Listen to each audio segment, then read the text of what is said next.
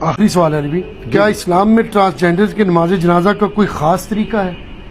Transgenders کے نماز جنازہ کا کوئی خاص طریقہ نہیں ہے، لیکن یہ بات حقیقت ہے کہ آپ نے ہجڑوں کا یا مخنثین کا یا ٹرانسجینڈرز کا عموماً جنازہ ہوتے ہوئے دیکھا نہیں ہوگا. یہ عموماً رات کے وقت خود ہی جنازہ پڑھ کے، جنازہ کا ان کو نماز بھی نہیں پڑھنی آتی. یہ تو اللہ بھلا کرے تبلیغی جماعت کا، جنہوں نے پہلی دفعہ ان کو بھی کوئی انسانیت میں سمجھتے ہوئے ان کی جماعتیں نکالنی شروع کی ہیں، ان میں دعوت و تبلیغ کا کام شروع کیا ہے. ہجڑوں کی جماعتیں باقاعدہ نکلتی ہیں تبلیغی جماعت کی جناب. انہوں نے اس پورشن کو ان اٹینڈڈ نہیں چھوڑا، اور بڑے بڑے نیک ہجڑے ہیں جو اپنے سارے کام چھوڑ کے ان کاموں میں آ چکے ہیں. جنازے کا اس لیے ہوتا ہے کہ جنازہ عموماً ان کا پبلکلی پڑھا نہیں جاتا، رات کے اندھیرے میں یہ خود ہی پڑھ کے دفنا دیتے ہیں. اس وجہ سے عام لوگوں میں ان کے اناؤنسمنٹ بھی نہیں ہوتی، ایک پوری کمیونٹی میں رہ رہے ہوتے ہیں. حتیٰ کہ جن گھروں میں کوئی ہجرت پیدا بھی ہو جائے، ہجڑے آ کے لے جاتے ہیں. حالانکہ ماں باپ کو بھی ایسا نہیں کرنا چاہیے. یہ بھی معاشرے کا حصہ ہے، آپ ان کو یعنی پالیں. ظاہر اللہ نے دیکھیں، ایک طرف اگر اللہ آپ کو ہجڑا دے دے، اس کے بدلے میں آپ کو ایک پیرلل بچہ مل جائے، پیرالائز ہوا ہو، فالج گرا ہوا ہو، تو دونوں میں سے کس کی پرورش کرنا آسان ہے؟ ہجڑے کی. تو اللہ کا شکر ادا کریں. اگر کسی کے گھر ہو جاتا ہے تو کہ شکر ہے یا اللہ، اس کو آزاد تو نے پورے دیے، ایک چیز ڈسیبل رکھی نا. تو یہ معاشرے میں بڑا یہ پسا ہوا طبقہ ہے. اور میں آپ کو پرسنلی بتاؤں، میں عموماً فقیروں کو جھڑکی تو نہیں دیتا ہوں، لیکن مال پانی بھی نہیں دیتا. مجھے پتہ زیادہ پروفیشنل ہوتے ہیں، لیکن مجھ سے اگر کوئی ہجڑا آ کے مانگتا نا تو میں ضرور دے دیتا ہوں. یہ پسا ہوا طبقہ ہے اس معاشرے، حقیقت بات.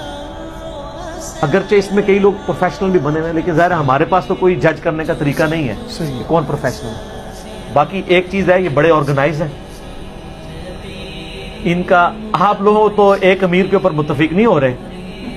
ایک سیاسی جماعت ہے، وہ دوسرا پولیٹیکل لیڈر کو نہیں مانتی ہے، ٹھیک ہے، لیکن ہجڑوں کے اندر ہر شہر کے اندر ایک ان کا لیڈر ہوتا ہے. اس کو کیا کہتے ہیں؟ بیبے بھی کہتے ہیں، گورو بھی کہتے ہیں. اور یہ پوری دنیا میں ہے، امریکہ میں، یورپ میں. آپ یوٹیوب پہ پورے پروگرام دیکھیں ان کے اوپر، مختلف چینلز نے کیے ہوئے ہیں. تو پھر ملکی لیول پہ بھی ایک ہوتا ہے، پھر جب کوئی فوت ہوتا ہے تو اس کی جگہ سکسیسر اس کا بنایا جاتا ہے. پورا ان کا ایک آرگنائز سسٹم چل رہا ہوتا ہے. باقی یہ ہے کہ ان میں بھی بریلوی بھی ہیں، دیوبندی بھی ہیں، حدیث بھی ہیں، شیعہ بھی ہیں، فرقے تو ہیں ہی ہیں نا. تو وہ اسی طریقے سے چل رہے ہیں. نفرت نہیں کرنی چاہیے. اور میں یہ سمجھتا ہوں کہ صرف ہجڑوں کا مسئلہ نہیں ہے، جو لوگ نارمل مرد ہیں نا، انہوں نے بھی ان کو اعلی کار بنایا ہوا ہے اپنا. سب سے بڑے مجرم اس حوالے سے وہ بھی ہیں. گورنمنٹ بھی مجرم ہے کہ ان کے کوئی حقوق دے. جس طرح پچھلی دفعہ چیف جسٹس نے نوٹس لیا تو کم از کم ان کو شناختی کارڈ والا ایشو تو ریزالو ہوا. اب یہ نوکری بھی حاصل کر سکتے ہیں، ڈکلیئرڈ بھی ہو سکتے ہیں شناختی کارڈ کے اوپر، ورنہ ان کے لیے بڑی مشکل ہوگی تھی. اور کئی لوگوں کو نوکریاں ملی بھی ہیں، بڑے بڑے پڑھے لکھے ہجڑے بھی موجود ہیں. اور نفرت بالکل نہیں کرنی چاہیے. معاشرے کا پسا ہوا طبقہ ہے، بہت زیادہ پسا ہوا طبقہ ہے. ان کے ساتھ حسن سلوک کرنا چاہیے. یعنی میں اس ویڈیو کی وسعت سے، کیونکہ میرا پیغام پوری دنیا میں لوگوں تک پہنچتا ہے. باقی آپ کسی کے میڈیکل ٹیسٹ کروانے کے پیچھے درپے نہ ہو، وہ اس کا معاملہ ہے، اللہ کا معاملہ ہے. کسی کے گھر پیدا ہو جائے وہ ہجڑوں کے حوالے نہ کرے کہ اس کو وہ برائی میں ڈال دیں گے، وہ اسی قسم کی وہ قوم لوط والا عمل شروع کر دیں گے. اس کا وبال بھی آپ کے اوپر ہوگا. پالیں. کئی لوگ ہیں جنہوں نے بچے پالے ہیں، لیکن بعد میں یہ ظلم بھی نہ کریں کہ ایسے بچوں کی آپ شادی کرا کے لوگوں کو آزمائش میں ڈال دیں، لوگوں کی بچیاں جو ہیں وہ آزمائش میں ڈال دیں. ایسا بھی نہیں ہونا چاہیے، ورنہ مصیبت کھڑی ہو جاتی ہے.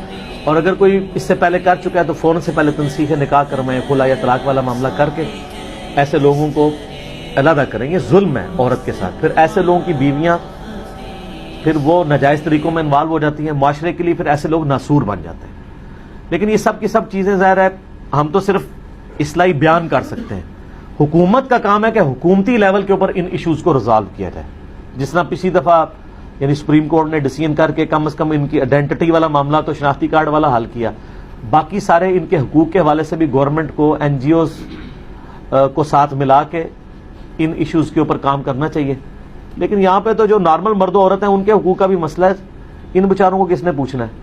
لیکن مجھے حیرانگی ہے کہ جو دیندار لوگ ہیں جب وہ اس طرح کے کام کر رہے ہوں اور ان کے ساتھ چھیڑخانیاں کر رہے ہوں اور مذاق کا ذریعہ بنایا ہوتا ہے، کہیں بیچارے کہیں سے گزر جائیں، لوگ آوازیں کستے ہیں، پھبتیاں لگاتے ہیں، اور وہ بھی آگے سے مطلب اس طرح کرتے ہیں، تو خاموشی کا بائیکاٹ کرنا چاہیے. لوگوں کو منع کرنا چاہیے، یار یہ اللہ کی مخلوق ہے، اللہ نے پیدا کی ہے، آپ بھی ایسے ہو سکتے تھے.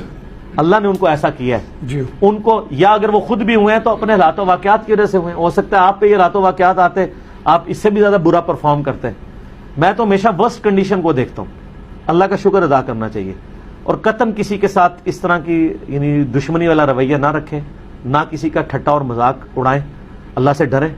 ایک مسلمان کا یہ ایٹیچیوڈ ہونا چاہیے. ٹھیک ہو گیا؟ ختم ہو گیا سوال. جی اللہ تعالیٰ سے دعا ہے جو حق بات میں نے کہی اللہ تعالیٰ ہمارے دلوں میں راسخ فرمائے. اگر آمین. جذبات میں میرے منہ سے کوئی غلط بات نکل گئی اللہ تعالیٰ ہمارے دلوں سے محو کر دے.